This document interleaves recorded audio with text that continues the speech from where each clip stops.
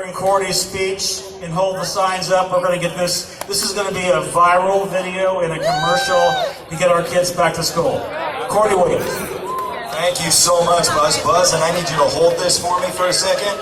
Young man, if you don't mind, I'm going to get this mic going. But guys, first thing I want to start off doing is I'm going to unclip this. I hope nobody hates me in a little while. Hopefully it won't be too hard to get it back together. But first thing I want to do, I want everybody to pull out their phones and let's kind of get social media rocking and rolling, okay?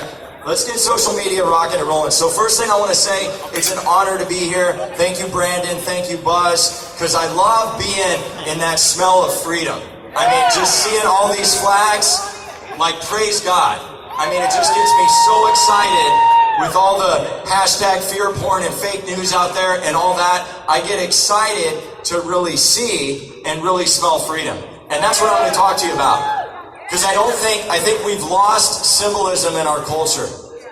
I think we've lost red, white, and blue in our culture. I think we've lost what it is that America is cool. Being patriotic, it's cool. And I remember as a little boy, how many folks here did like the tours where they take you on the tour like the USS Nimitz, USS Enterprise, Missouri? Did anybody do that? Yeah. And before you enter the ship, what's the first thing you see in that bridge before you get on the ship? Well, it used to be a United States Marine.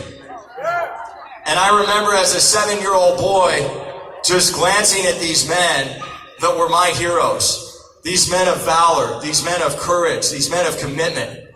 And they were standing at attention, and I was the guy that I was just that like annoying little 7-year-old that would like come up and I'd be touching them. I'd be touching their pants leg. I'd be like this, trying to get them to like shake that 1,000-yard stare.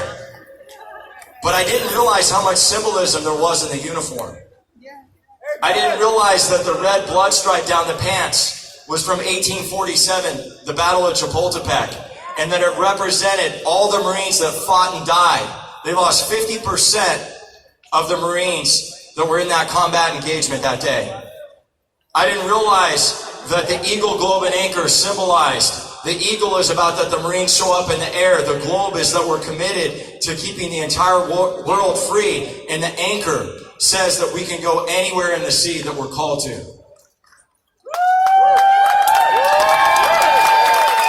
And so I saw that as a kid, and that shaped the patriot I am today. Because in 1998, after I stood on the yellow footprints at Parris Island, South Carolina, and Gunnery Sergeant Moore gave me that eagle, globe, and anchor, I can remember the tears coming down my face when I took that eagle, globe, and anchor. And I said, I will support and defend the Constitution of the United States against all enemies, foreign and domestic.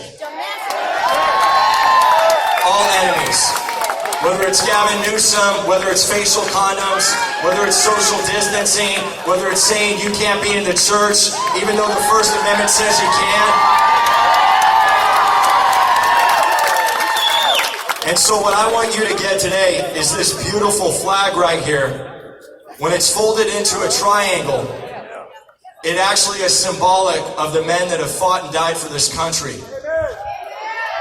Because in the last 10 years, since 2006, a coffin has come back 17,046 times, and it's been handed to a daughter, a wife, or a loved one of a fallen Marine, soldier, airman, Coast Guard person, sailor. It's been handed to that person. So the idea that we can say that the flag doesn't represent something, the idea that you don't stand for the national anthem, I'm going to show you why that's a myth and it's a fallacy. Because the 13 stripes represent something different.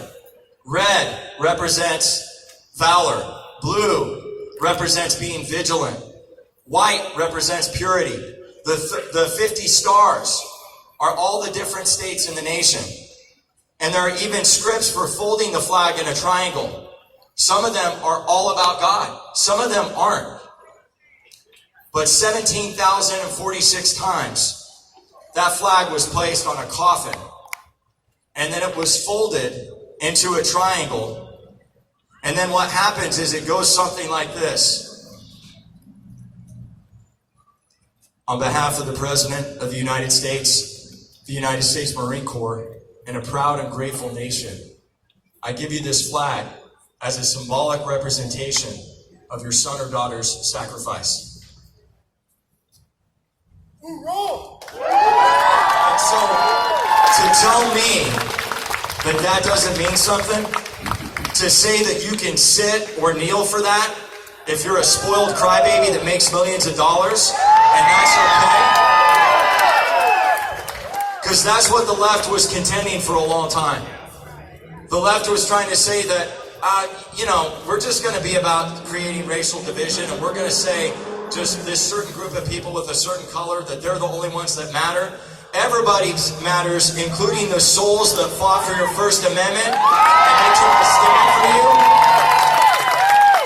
And so what I want you to get today is this flag represents and means it's about being a stand for the souls that can't stand for themselves. It's about being a stand for the souls that can't stand for themselves. And if you don't get that, and you don't realize that, you need to take a $250 plane flight to Washington, D.C. and go to Arlington.